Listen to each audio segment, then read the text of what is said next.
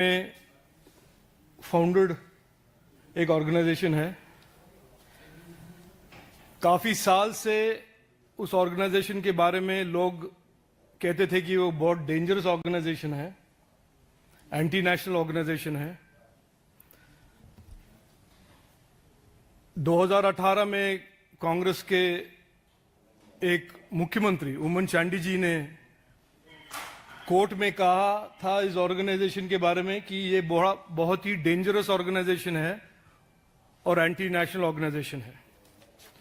उस ऑर्गेनाइजेशन का नाम है जमात इस्लामी और इस जमात इस्लामी के कोर आइडियोलॉजिकल इंटरेस्ट हैं एंटी सेक्युलरिज्म। ये इनका भाषा है, ये मैं नहीं कह रहा हूं। वो सेक्युलरिज्म के अगेंस्ट हैं, डेमोक्रेसी के अगेंस्ट हैं। ये उनके ही कहे हुए वर्ड्स में आपको सुना रहा हूं। और ये इस्लामिक गवर्नेंस में मानते हैं। इस ऑर्गेनाइजेशन का नाम है जमात इस्लामी। बहुत सालों तक देश के मेन स्ट्रीम राजनीति में और पॉलिटिक्स से बाहर रखा गया था, क्योंकि जैसे मैंने कहा कांग्रेस के लोग भी इसको एक डेंजरस ऑर्गेनाइजेशन मानते थे। लेकिन पहली बार राहुल गांधी के पुराने कॉन्स्टिट्यूएंसी और प्रियंका गांधी के आज के कॉन्स्टिट्यूएंसी वायनाड में जो निलंबुर बाय इलेक्शन हुआ, उसमें पहली बार कांग्रेस ने खुल के फॉर्मली जमाते इस्लामी के सपोर्ट उन्होंने लिया, प्रचार हुआ और वहां पर वो इलेक्शन जीते। ऐसे बेशर्मी, कांग्रेस एक बेशर्म पार्टी है, इसके बारे में देश में कोई दो राय नहीं है। लेकिन एक साथ वो कॉन्स्टिट्यूशन हाथ में पकड़कर घूमते हैं, सेक्युलरिज्म की बात करते हैं, देश के कॉन्स्टिट्यूशन और देश के कॉन्स्टिट्यूशन अंडर थ्रेट कहते हैं, बीजेपी को कम्युनल पार्टी का एक प्रोपेगेंडा चलाते हैं। लेकिन सच यह है कि जो प्रोस्क्राइब्ड एंटी नेशनल पार्टीज हैं, proscribed anti democracy, anti constitution parties हैं, उनके साथ ये जो अपॉर्चुनिस्टिक पॉलिटिक्स इस देश में कांग्रेस पार्टी और इंडी अलायंस ही करते हैं। हाल ही में खरगे साहब ने कहा कि आप ये 50th एनिवर्सरी इमरजेंसी के क्यों मना रहे हैं, लोग भूल गए हैं। लेकिन ये एक बहुत महत्वपूर्ण सबूत भी है और कारण भी है कि आज भी कांग्रेस पार्टी उनके डेस्परेट राजनीति, किसी तरह से जीतने की राजनीति के लिए Indian constitution, Indian secular values, Indian democracy के साथ खिलवाड़ करता है। तो लोग इमरजेंसी के बारे में न भूलें और आज जो हो रहा है, कांग्रेस और इंडी अलायंस जो कर रहा है, उसको याद दिलाने के लिए ही भाजपा इमरजेंसी के बारे में और ऐसे जो एंटी नेशनल एलिमेंट्स के साथ राजनीति कर रहे हैं और जमाते इस्लामी जैसे जो संगठन को मेन स्ट्रीम पॉलिटिक्स में लाने की कोशिश कांग्रेस कर रहा है, इसका खुलासा हम कर रहे हैं।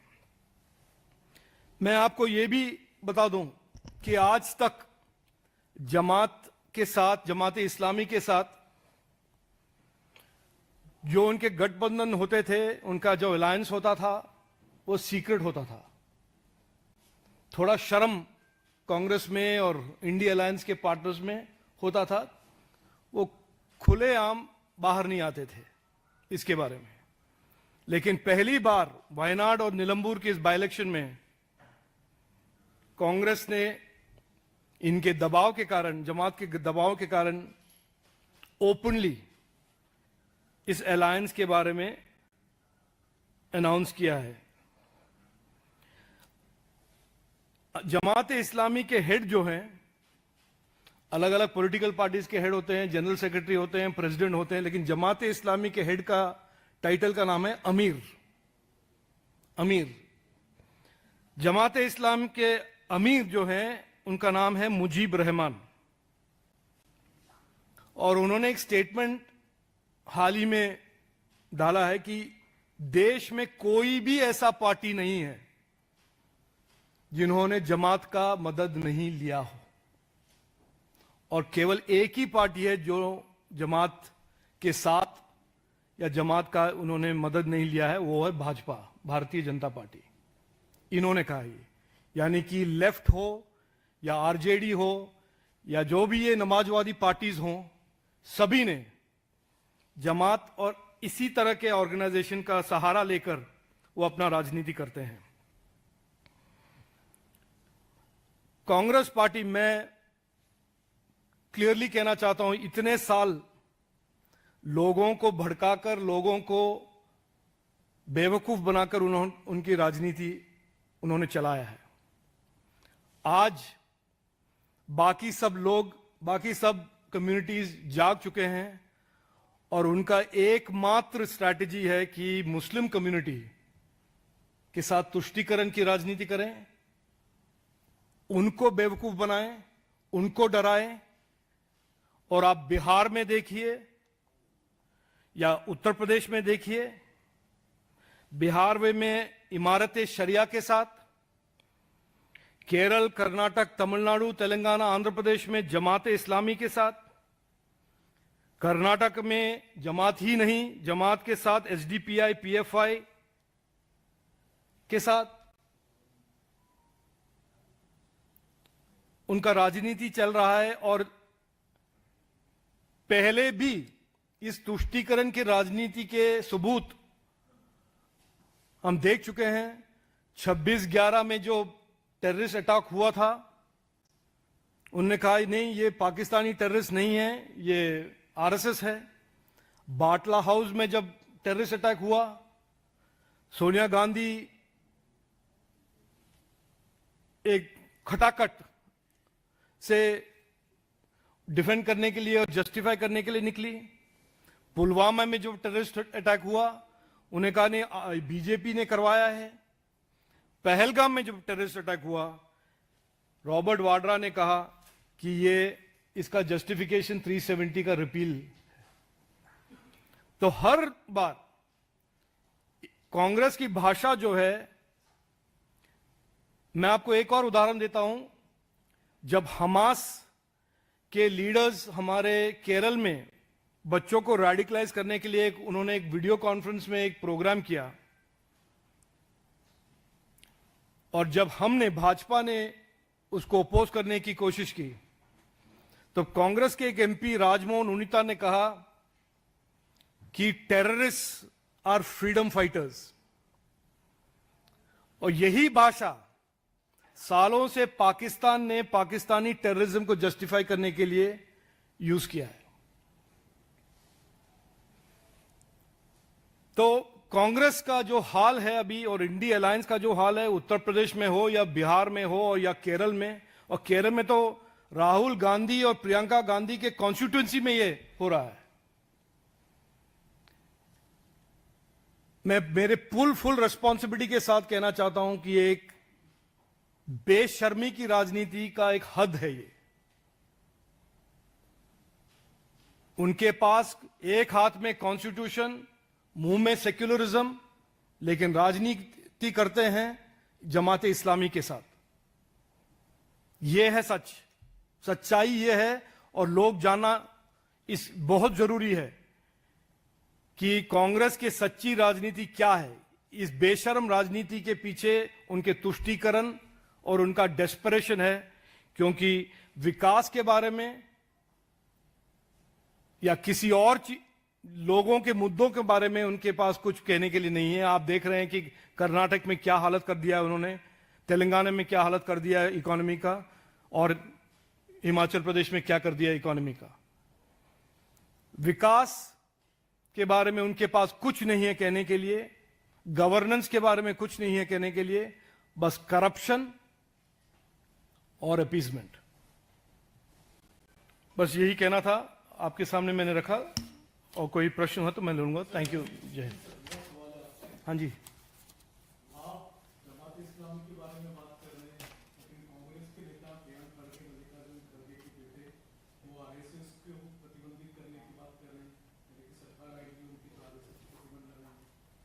सरकार तो उनको है ही, वो लगा के देखें।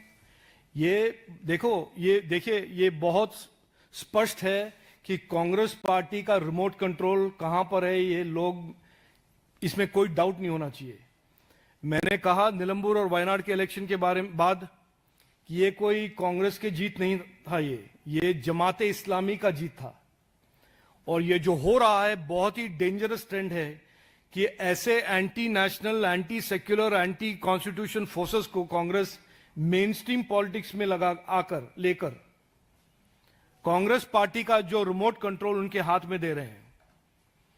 जो कर्नाटक में हो रहा है, मुस्लिम रिजर्वेशन कहो या एंटी आरएसएस का जो प्रोपेगेंडा वो चला रहे हैं, ये इसका एकदम सबूत है। तो अगर प्रियंक खरगे को कुछ करना है और लोगों को भड़काना है, मुस्लिम कम्युनिटी को बेवकूफ बनाना है, वो करे। एक तरह से प्रियंक खरगे का जो बयान है, खरगे साहब का जो प्रश्न था 4 दिन पहले कि आप इमरजेंसी को आज भी लोगों के सामने क्यों रख रहे हैं, क्यों याद दिला रहे हैं, बाप ने पूछा, बेटे ने आंसर दे दिया। हाँ जी। समाजवादी पार्टी के पूर्व सांसद हैं एसटी हसन, उन्होंने ये कहा है कि कांवड़ यात्रा के दौरान जो नेम प्लेट चेक की जा रही है, वहां पर कर्मचारी काम करते हैं, उनको चेक किया जा रहा है। उसकी तुलना सीधे पहलगाम में जो आतंकी हमला हुआ था उससे कर दी कि जो लोग ये करें वो भी आतंकी हैं। देखिए, मैंने पहलगाम के बाद जब हमारे बहुत ही senior political leader Robert Vadra ने उसके बारे में टिप्पणी किया कि ये इसका कारण पाकिस्तानी टेररिज्म नहीं है लेकिन 370 का रिपील है, मैंने तब कहा था, और उनके साथ हमारे कम्युनिस्ट कॉमरेड एमए बेबी ने भी कहा यही बात। ये समझते हैं कि पाकिस्तानी टेररिस्ट और इंडियन मुस्लिम कम्युनिटी दोनों एक हैं। मैं बहुत ह्यूमिलिटी और रिस्पॉन्सिबिलिटी के साथ कहना चाहता हूं कि जो भारतीय हैं, भारतवासी हैं, हिंदू हो, क्रिश्चियन हो, मुस्लिम हो, सभी यही चाहते हैं कि टेररिज्म को डिफीट किया जाए। लेकिन इनका जो राजनीति है, मुस्लिम कम्युनिटी को भड़काकर ऐसे उनके मन में पॉइजन डालना कि जब भी कोई टेररिज्म के अगेंस्ट बात करें वो एंटी मुस्लिम रेटरिक है, इसीलिए लोग उससे भड़कने चाहिए, ये कहना चाहते हैं वो। देखिए, इनका आज भी अगर आप किसी से भी पूछिए, मुस्लिम कम्युनिटी के लिए अगर किसी ने कुछ काम किया है वो भारतीय जनता पार्टी और नरेंद्र मोदी जी ने किया है। इनका जो राजनीति है, तुष्टीकरण का राजनीति है, मुस्लिम कम्युनिटी को भड़काने की राजनीति है और टेररिज्म को जस्टिफाई करने की राजनीति है। ये जमाते इस्लामी की राजनीति करते हैं, ये इमारत शरिया की राजनीति करते हैं, ये एसडीपीआई पीएफआई की राजनीति करते हैं, ना कि मुस्लिम कम्युनिटी का। और कुछ हाँ।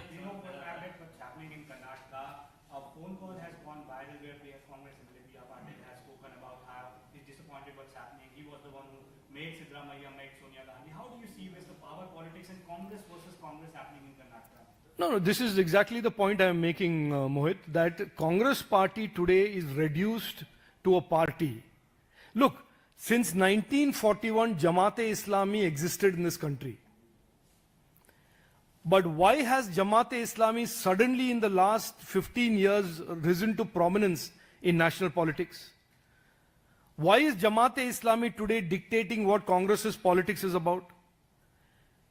Why is Imarat-e-Sharia deciding what India Alliance's politics in Bihar is? It is because this party, this Congress party, which used to be once upon a time India's largest national party, has nothing to offer for the people of India, people of Bihar, people of Karnataka. They represent today, and I say this with the fullest responsibility, they represent corruption and appeasement. These are the twin planks on which Congress's political strategy under Rahul Gandhi is based on, was based on, is based on, and will continue to be based on. The Karnataka economy is in shambles. The ministers in Karnataka themselves are saying there is no money for development. Just before 2023, Karnataka was one of the strongest economies. 2 years ago, Karnataka was one of the strongest economies in South India. What happened? Congress happened. Rahul's Congress happened.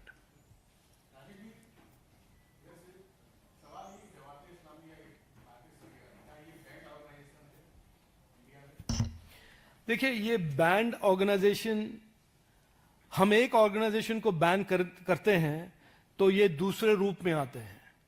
और देखिए, ये इनका एक जमाते इस्लामी आज कोई outlawed organisation ही नहीं, उनके पास media है, टीवी चैनल है, न्यूज़पेपर है, और उनके एक पॉलिटिकल फ्रंट पार्टी भी है, वेलफेयर पार्टी. लेकिन इसमें कोई डाउट नहीं है, कोई भी किसी के पास कोई एम्बिग्यूटी नहीं होना चाहिए कि है कौन इसके पीछे, जमात इस्लामी. तो इन लोगों ने आप तो जानते ही हैं ना, सिमी पहले होता था, सिमी का एक दूसरा मॉडल ऑर्गेनाइजेशन बन जाता है. तो बैनिंग से क्या होता है, एक ऑर्गेनाइजेशन बैन हो जाता है और लेकिन वो बनाते हैं दूसरा तीसरा ऑर्गेनाइजेशन. और आज तक ये सबसे डेंजरस ट्रेंड जो है, आज तक ये जो थे सीक्रेटली ऑपरेट करते थे, शैडोज में ऑपरेट करते थे. इनके जो पॉलिटिकल अलायंस है, जो इनके अमीर ने कहा, सभी पॉलिटिकल पार्टीज इनके हेल्प ले चुके हैं, मदद ले चुके हैं, लेकिन किसी को पता नहीं है. ये पहली बार प्रियंका गांधी वाड्रा के कॉन्स्टिट्यूएंसी वायनाड में जो निलंबुर बाई इलेक्शन हुआ है, इनकी बेशर्मी देखिए. उन्होंने कहा, डेस्परेशन देखिए, उन्होंने कहा नहीं, हम वेलफेयर पार्टी के मदद से इस इलेक्शन लड़ेंगे, जमाते इस्लामी के इलेक्शन के साथ, इस मदद के साथ लड़ेंगे. उनका डेस्परेशन इस लेवल तक पहुंच गया है कि अभी वो छुपा नहीं सकते, इसको ओपन में वो बोल रहे हैं. बताइए. अभी बिहार में चुनाव की तारीखों का ऐलान नहीं हुआ, लेकिन उससे पहले ही तेजस्वी यादव कह रहे हैं कि जो वक्फ अमेंडमेंट एक्ट है उसको पूरे दान में फेंक दिए, बिहार में इंप्लीमेंट नहीं हुआ. सर, इसी में मैं ऐड कर रहा हूँ कि ऐसा लग रहा है कि इंडी गठबंधन के जो सहयोगी हैं उनमें मुस्लिम अमेंडमेंट की एक होड़ है. कांग्रेस को लगता है कि उसके अब बाकी क्षेत्रीय दल. देखिए, मैं इतना बड़ा पॉलिटिकल एनालिस्ट नहीं हूं, आप सब हैं, लेकिन मैं एक चीज बहुत साफ, मैं केरल में भी देख रहा हूं और ये अन्य जगह में भी, इनके पास अगर एक वोट बैंक बाकी बचा है, यही एक समुदाय के वोट के पीछे भाग रहे हैं इंडिया अलायंस के अलग अलग पार्टियां. उसके लिए समाजवादी नवाजवादी पार्टी बनेंगे, कांग्रेस जमाते इस्लामी के साथ जाएंगे. अब हमारे इतने हाईली क्वालिफाइड जो लीडर हैं बिहार में, तेजस्वी यादव, जिसने देश के लिए बहुत कुछ किया है, मैं सार्काज़म के साथ कह रहा हूं, ये वो वक्फ एक्ट रिपील करने की कोशिश करेंगे. देखिए, वक्फ एक्ट रिपील करना तेजस्वी यादव क्या, लालू यादव भी आए या राहुल गांधी भी आए, कभी भी रिपील नहीं होगा. क्योंकि कॉन्स्टिट्यूशन के तहत, कॉन्स्टिट्यूशन के विपरीत जो प्रोविजंस थे वक्फ में, वो मेंटेनेबल नहीं है, उसको रिपील किया गया है, और वही आगे जाकर वही न्याय होगा, वही लॉ होगा. Rajiv ji, you've spoken about the alliance between Congress and Jamaat-e-Islami, but many would ask this question that they ran the entire campaign together, and I guess results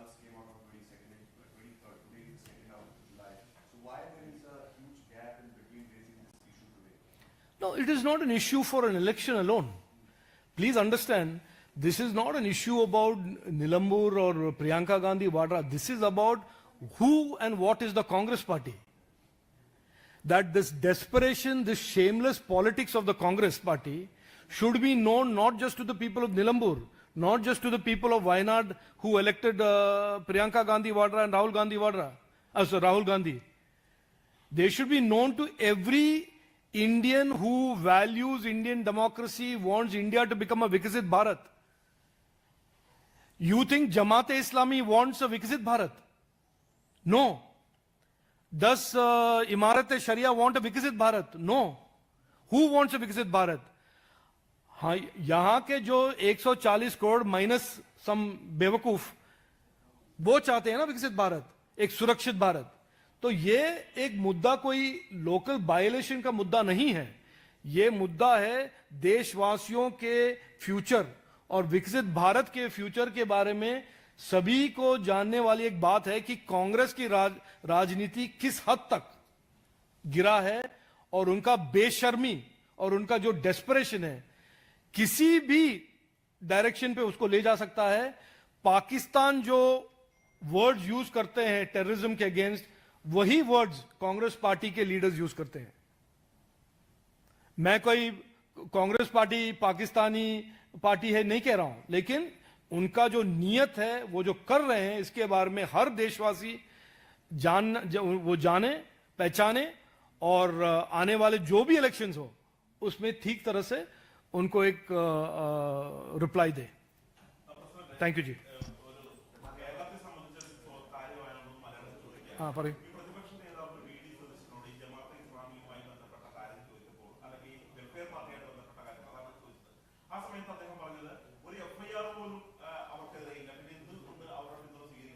അല്ല, ഇവർക്ക് വായിക്കാനറിയില്ലേ?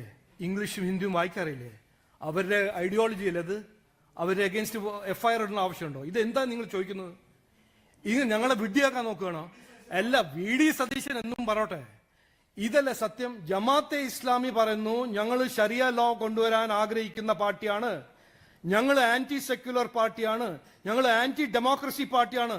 എന്നിട്ടാണ് കോൺഗ്രസ് ഒരു കയ്യിൽ കോൺസ്റ്റിറ്റ്യൂഷൻ വേവ് ചെയ്തിട്ട് ഇവരുടെ ഒപ്പം alliance ചെയ്യുന്നത്. അതൊരു എറ്റത്താപ്പല്ലേ? അതൊരു ഹിപ്പോക്രസി അല്ലേ? പറയട്ടെ അവര് ഞങ്ങൾ ഹിപ്പോക്രസി പാർട്ടിയാണെന്ന്. ഞങ്ങൾ ജമാഅത്തെ ഇസ്ലാമിന്ന് ജയിലയക്കാനല്ല പറഞ്ഞ്. ഞങ്ങൾ പറഞ്ഞെന്താണ്? ഇവര് രാഹുൽ ഗാന്ധി ഇവിടെ ജനങ്ങളെ വിഡ്ഢിയാക്കാൻ കോൺസ്റ്റിറ്റ്യൂഷൻ വേവ് ചെയ്യുക, സെക്യുലറിസം. ആരാണ് വർഗീയവാദി പാർട്ടി? BJP ആണ് വർഗീയവാദി പാർട്ടി. ആരാണ് ഇവിടെ ആന്റി സെക്യുലർ വിശ്വസിക്കുന്ന പാർട്ടി? ജമാഅത്തെ ഇസ്ലാമി അല്ലേ? അതിനെക്കുറിച്ച് ചോദിക്കൂ. നിങ്ങൾ എന്തുകൊണ്ട് ഒരു കയ്യിൽ കോൺസ്റ്റിറ്റ്യൂഷൻ വേവ് ചെയ്യുന്നു, ഒരു നമ്മൾ സെക്യുലറിസം വിശ്വസിക്കുന്ന അല്ല? ഇതാണ് ചോദിക്കേണ്ടത്. അവര് ജയിലിൽ പോയില്ല എന്നോ, അവര് കേസ് ഫയൽ ചെയ്തതിന്. ലെഫ്റ്റും കോൺഗ്രസും ഉണ്ടാവുന്ന സമയത്ത് എങ്ങനെയാ അവരെ കേസ് ഫയൽ ചെയ്യുന്നത്? കർണാടകയിലെ SDPIന്റെ കേസ് 100 കൂടുതൽ കേസ് സിദ്ധരാമയ്യ വിഡ്രോ ചെയ്തല്ലേ? ആരാണ് കേസ് ഫയൽ ചെയ്തത്? NIA. ലോ ആൻഡ് ഓർഡർ ഒരു സ്റ്റേറ്റ് സബ്ജക്റ്റ് ആണ്. നിങ്ങൾ ഇതെല്ലാം ഒന്ന് മനസ്സിലാക്കി സതീശൻജിയോട് ചോദിക്കുകയാണെങ്കിൽ ഇത് മനസ്സിലാക്കി ചോദിക്കണം.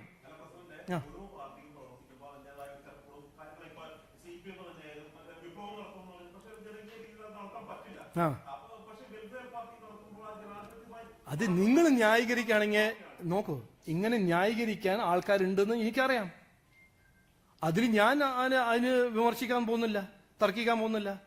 നിങ്ങൾ ന്യായീകരിക്കുകയാണെങ്കിൽ ഒരു പാർട്ടി ഓപ്പൺലി പറയുന്നു, ഒരു ഓർഗനൈസേഷൻ, ഉമ്മൻചാണ്ടി എന്തിനാണ് 2018 പറഞ്ഞ് ഇതൊരു ഡേഞ്ചറസ് ഓർഗനൈസേഷൻ ആണെന്ന്? അദ്ദേഹം ഒരു പൊളിറ്റിക്കൽ വിദ്വാനല്ലേ, ഒരു ക്രെഡിബിൾ ലീഡർ അല്ലേ? എന്തോ ഒരു കേസിൽ ഗവൺമെന്റ് ഓഫ് കേരള ഒരു ഡിസ്ക്രിപ്ഷൻ കൊടുത്തിട്ടുണ്ട് ഈ ജമാഅത്തെ ഇസ്ലാമിനെ കുറിച്ച്. അത് ഞാൻ ഡീറ്റെയിൽസ് കൊണ്ടുവന്നിട്ടില്ല. ഉമ്മൻചാണ്ടി ഞാൻ കോടതിയിലല്ല, അല്ല എന്റെ ഒപ്പം ഇങ്ങനെ അറിയേണ്ട ആവശ്യമില്ല. ഇതാണ് ജമാഅത്തെ ഇസ്ലാമി. നിങ്ങൾക്ക് ന്യായീകരിക്കണമെങ്കിൽ ന്യായീകരിച്ചോളൂ, നിങ്ങളുടെ അവകാശമാണ്. അല്ല, അറിയാൻ വേണ്ടി ഞാൻ ഇരുന്ന് പറഞ്ഞുതരാം. ഇതൊരു പ്രസ് കോൺഫറൻസിൽ ജമാഅത്തെ ഇസ്ലാമി എന്തൊരു ഓർഗനൈസേഷൻ ആണെന്ന് ഞാൻ പറയാൻ ആഗ്രഹിക്കുന്നു. ഇതിനെക്കുറിച്ച് നിങ്ങൾക്ക് എന്തെങ്കിലും പറയാനുണ്ടെങ്കിൽ പറയാം, അല്ലെങ്കിൽ വേണ്ട. നിങ്ങളുടെ ഒപ്പീനിയൻ ചേഞ്ച് ചെയ്യാനല്ല ഞാൻ ഇവിടെ ഇരിക്കുന്നത്. ഞാൻ അത് കൃത്യമായിട്ട് പറഞ്ഞു. ഞാൻ പറയുന്നത് ജമാഅത്തെ ഇസ്ലാമി ഒരു ആന്റി സെക്യുലറും ആന്റി കോൺസ്റ്റിറ്റ്യൂഷനും ആന്റി ഡെമോക്രസി പാർട്ടിയാണ്. ഇതാണ് സത്യം. Thank you.